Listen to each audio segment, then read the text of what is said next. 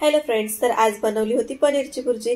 आता पनीरची भुर्जी बनवायचं म्हटलं तर आमच्या घरामध्ये दोन वेगवेगळ्या पद्धतीने बनवावी लागते, कारण माझ्या मिस्टरांना आवडते ग्रीन मसाल्यातली आणि मला आवडते लाल मसाल्यातली। मग म्हटलं जाऊ दे, आज त्यांच्या मनासारखंही करावं, त्यासाठी ना मग त्यांच्यासाठी मी ग्रीन मसाल्यातली पनीर भुर्जी बनवली होती।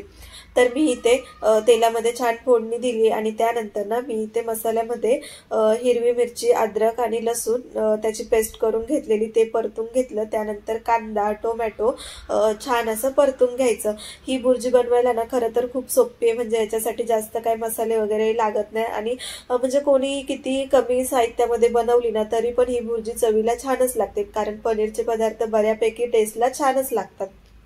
त्यानंतर मी इथे चवीनुसार मीठ टाकलं आणि 2 मिनिटं जरा झाकून ठेवलेलं, कारण कांदा आणि टोमॅटो म्हणजे चांगलं तेलामध्ये परतण्यासाठी। त्यानंतर मी इथे हळदी पावडर, थोडीशी जिरा पावडर, थोडीशी धना पावडर आणि एकदम थोडीसा ना पनीरचा मसाला टाकलेला, त्यामुळे ना छान टेस्ट येते।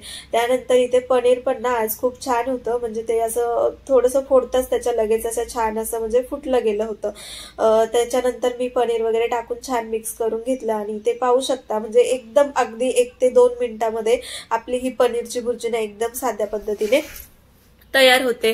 नंतर छान अशी कापलेली कोथिंबीर वरती टाकून घेतली आणि पनीरचा तुम्ही इथे बघू शकता की पनीरला लुकच किती छान आलाय, म्हणजे किती छान दिसते। तर चवीला पण ना जेवढी छान दिसत होती तेवढीच चवीलाही छान झालेली।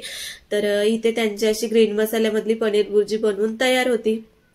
आता मला तर काही भुर्जी खायला एवढी आवडत नाही, त्यासाठी मी माझ्यासाठी बनवलेली लाल मसाल्यामधली। आता प्रोसेस तर सेमच आहे, फक्त तिथे आपण हिरवं वाटण टाकलेलं आणि इथे मी मसाला टाकलेला। आता बाकीची जी पुढची म्हणजे जी रेसिपी आहे ना ती तुम्ही बघून घ्या, कारण सेमच आहे, पाठीमागेच्या व्हिडिओमध्ये सांगितलंय तेच सेम पुढे असणार आहे। तर मी आता थोडंसं वेगळं बोलते। बरेचसे लोक मला बोलतात की व्हिडिओमध्ये ना तू खूप फास्ट बोलतेस, म्हणजे आता मला हेच कळत नाही, कधी कधी काय होतं 1 मिनिटाचा व्हिडिओ असतो किंवा 2 मिनिटाचे व्हिडिओ असतात, त्यामुळे काय होतं कधी कधी फास्ट बोलावं लागतं, कारण तेवढ्या म्हणजे 2 मिनिटांमध्ये आपल्याला जे बोलायचं ते उरकावं लागतं।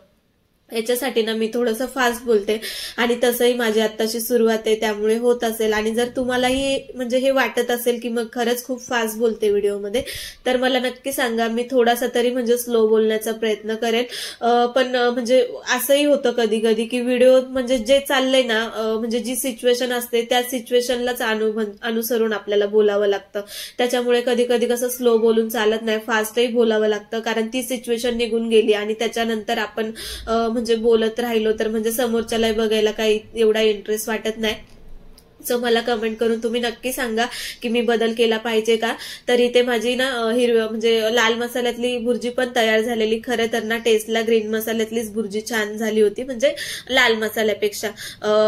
त्यामुळे ना म्हणजे असं भुर्जी बनवायची म्हटलं की आमच्या घरामध्ये 2 पद्धतीची भुर्जी बनवावी लागते आणि असं काय माझं जेवणाचं ताट तयार होतं आणि पनीरची भुर्जी होती, त्यामुळे ना मी आज स्पेशल तांदळाची भाकरी केलेली, कारण तांदळाची भाकरी भुर्जी सोबत छान लागते। चला तर मग बाय बाय।